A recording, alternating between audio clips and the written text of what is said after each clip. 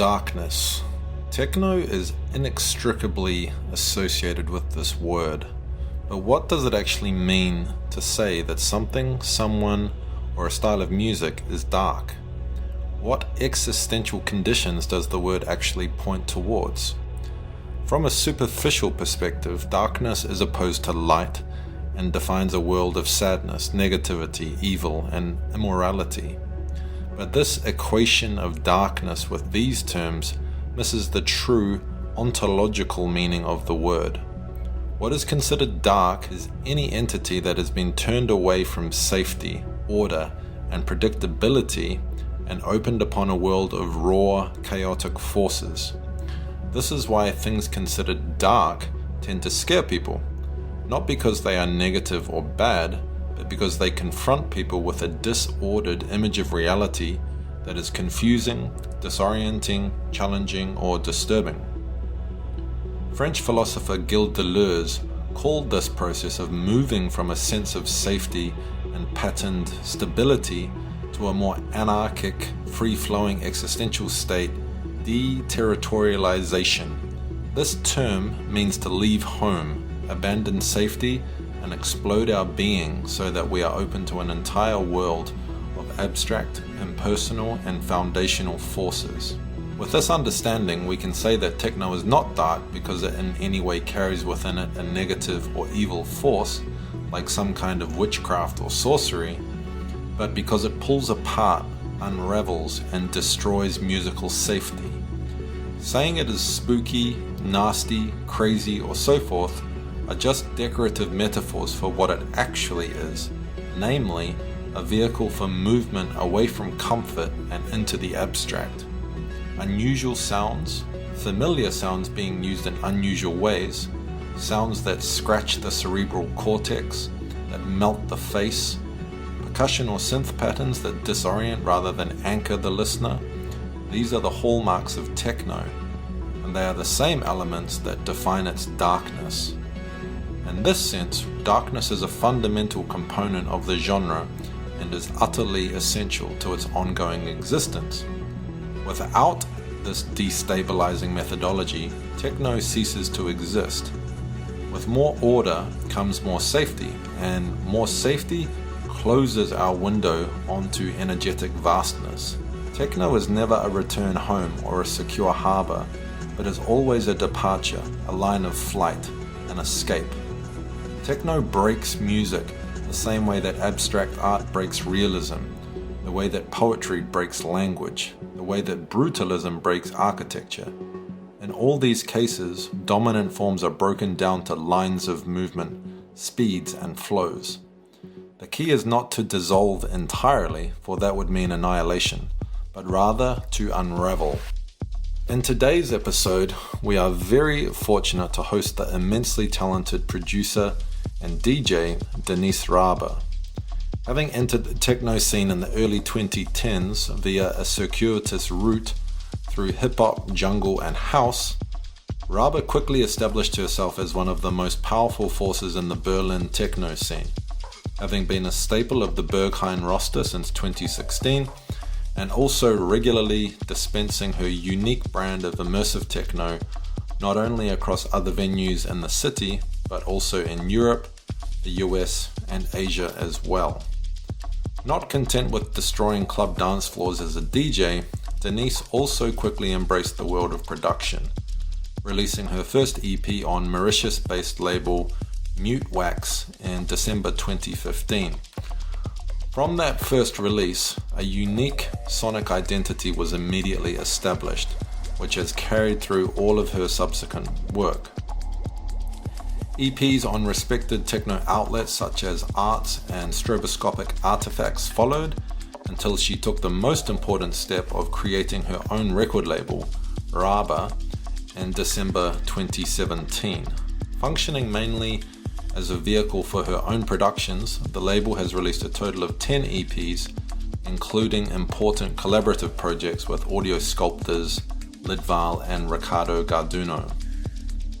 Rabe's sound is deeply and beautifully dark. Her productions tend not to follow established protocols of layering to generate energy, but rather the drive and momentum of her music emanates primarily from the intensity of each track's atmosphere. Her sound exhibits a sonic balance within which no element clearly dominates.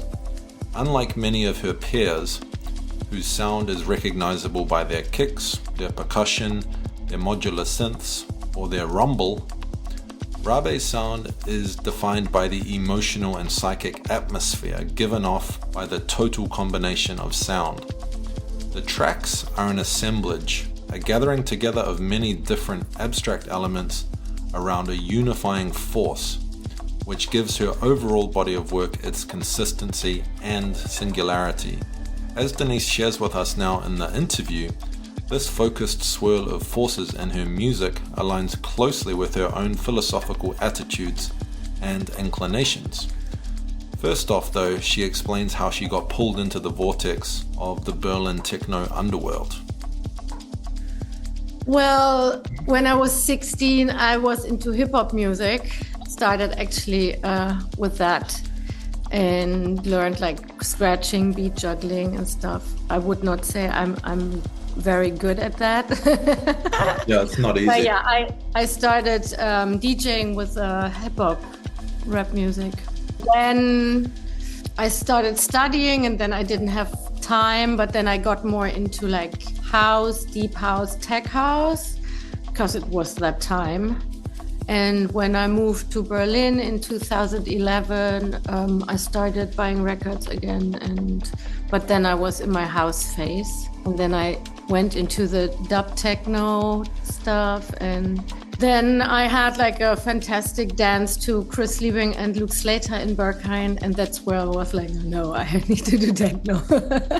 Yeah, I mean, I read also that like your music and your approach to making music, it also includes elements of like Gothic culture. Is that correct? I'm not a goth girl. I'm a lot into mysticism. I think that would catch it better. The natural thing I carry inside of me. Great. And I mean, when you say that you're into like mysticism, what are you referring to?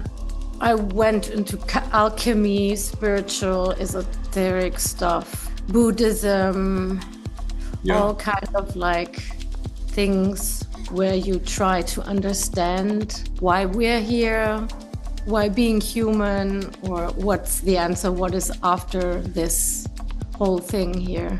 And also maybe like understanding the forces or maybe spiritual forces that are circulating in the world.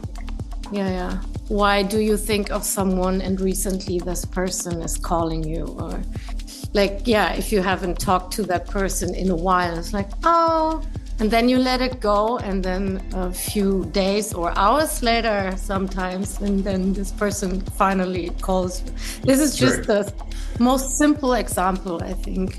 And how does that like interest in mysticism and spirituality, how does that connect to your music? Being authentic in your music, I think that translates your inner to the music. So I think this interest in these things translate automatically in what you do, because music is also such a spiritual thing, in my opinion, because you can't see it, but you can feel it, but you cannot touch it. I think everything what comes out in a creative way is you, if you don't think about what you do. That's the best way to make music, not thinking about an end product or result, just going with the flow and seeing what happens. I think it's very interesting to be surprised by yourself. Of course, when you are making a track, then you think like, oh, okay, now I would like to have another sound which is more in the high frequency space or so.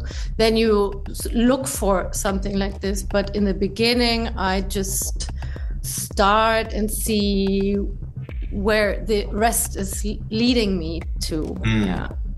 Oh, that's really interesting because when I Like when I was when I was listening to your music, and then I was like looking at your Bandcamp for your record label, I thought maybe there was like a deliberate like philosophy of,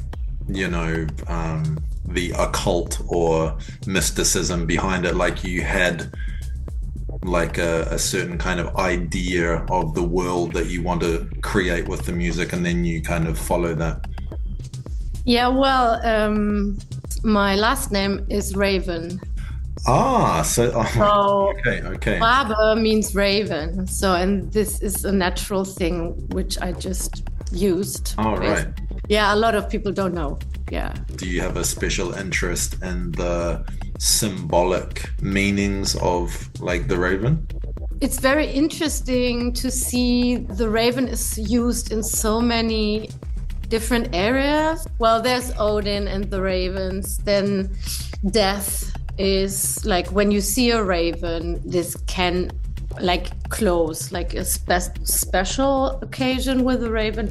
That means like death is approaching if you believe in that stuff. Mm-hmm. But yeah, the raven is like a very interesting and super smart bird. Also, like we can see that all over the internet, like ravens, like the videos, like what they can do.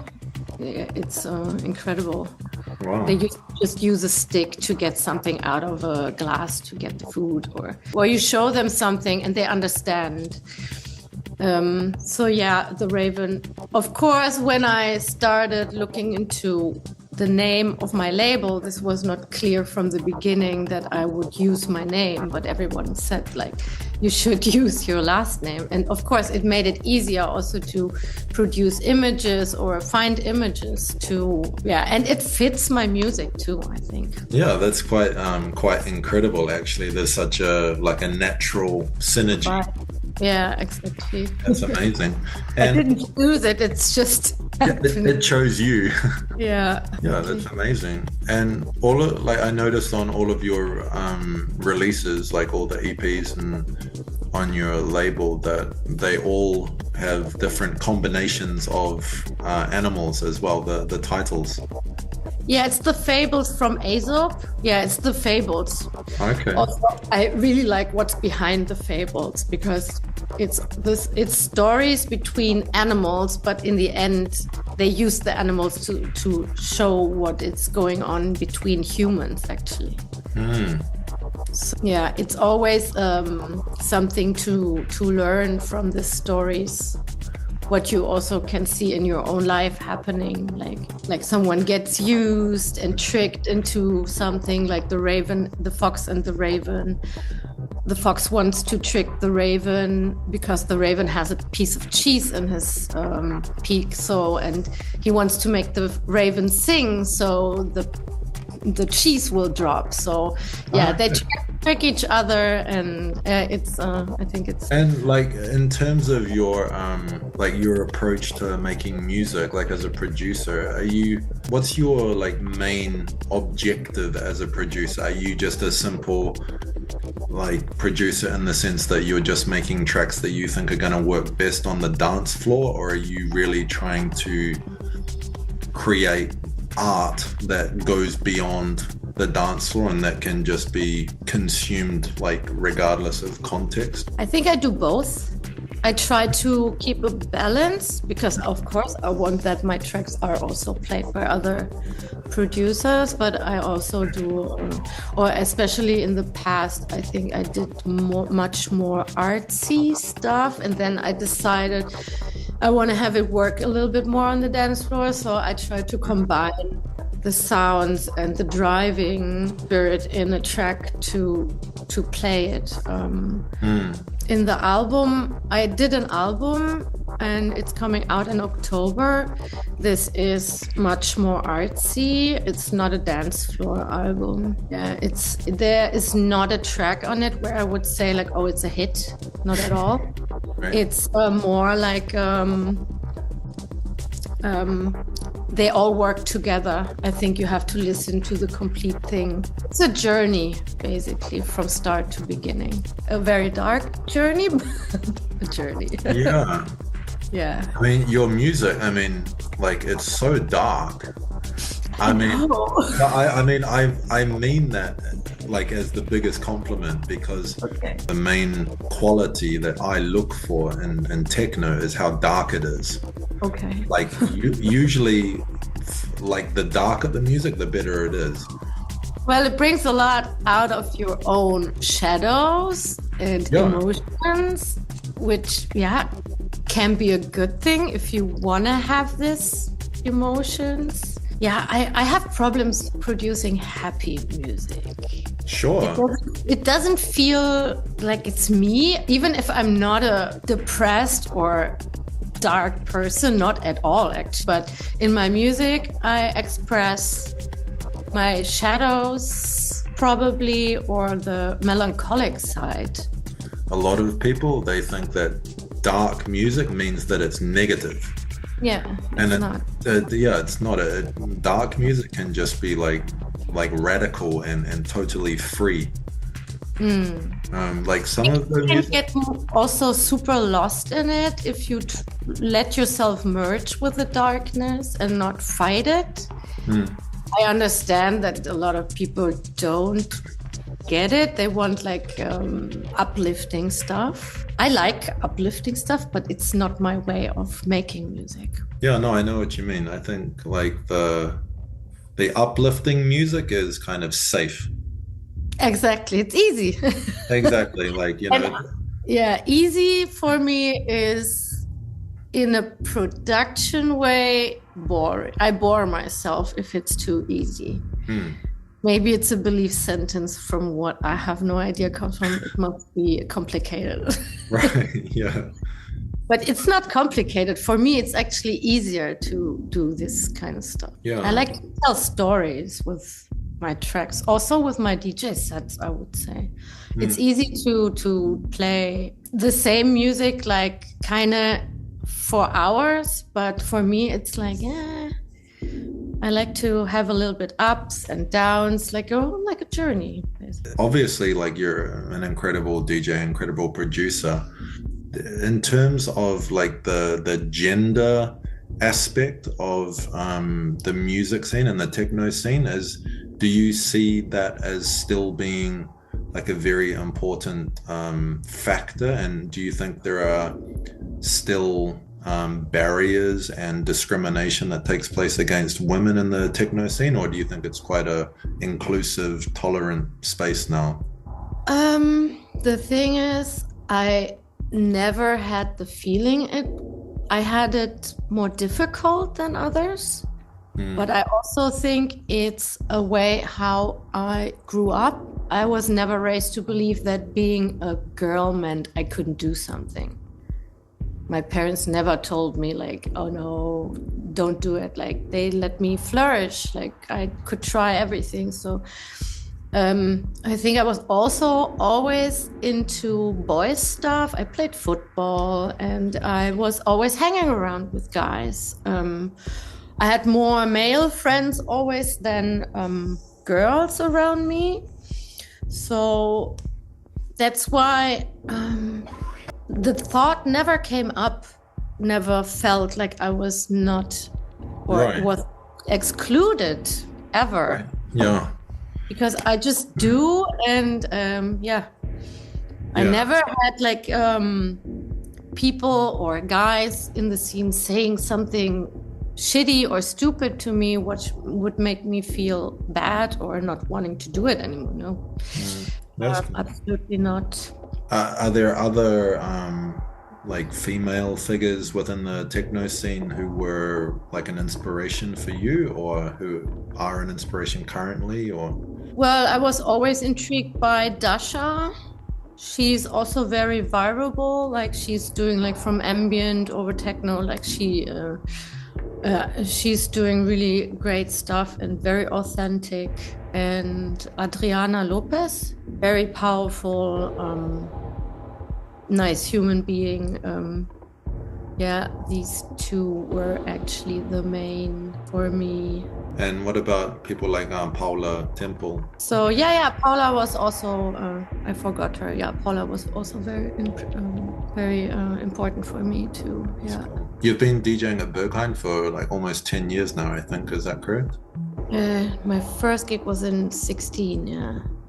And is that like for you, is it the best club you've played at and the kind of holy grail? Yeah, it is still, definitely. Yeah. Cool. And how often are you DJing? Are you DJing pretty much every weekend or? No, no. It depends. Every month is different. Sometimes I have just one. Sometimes I have three. When I go touring outside of Berlin, like South America, then I have more.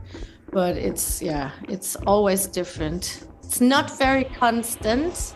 Do you have any currently, do you have any like favorite record labels or like artists that you think are doing like the best, most interesting kind of work, or anything that's like really interesting for you? Edit Select is pretty good. KR3 is a label I discovered not so long ago. Yeah, Libbal is pretty good. He's driving, quite interesting with the sounds. I saw that you had a collaboration with him as well. Yeah. I had a collaboration with him. I mean, there's so many. You've obviously like achieved so much already, and you know, playing regularly at Berghain is obviously a massive achievement that all techno DJs can only dream about. Having achieved so much already, I mean, are there other things that you're still wanting to achieve in your career, or? I think as a creative person working in that field, there's always something to learn. It's never ending. The artist is always a student, in my opinion. So the skills, like, I'm not perfect. There's so much more to learn. You can get so much better in production. And I think over the years, I definitely got better with sounds and how this track should be like more organized or less muddy and stuff. In the beginning, I did not know what I know now, and there's still so much more I find out. Yeah, interesting. So like for you, it's more of like mastering the, like being able to express yourself through the music. Yeah. Oh, that's cool. It's a journey without destination.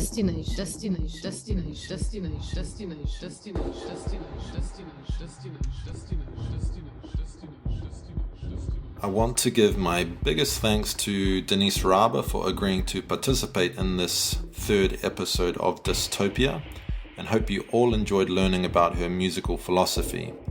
Now we are ready for the main course, and that is a 30-minute selection of her music, curated and mixed by yours truly. Be sure to immerse yourself in the mystical atmosphere of her sound, and stay posted for more episodes coming up with other innovative figures in today's techno scene.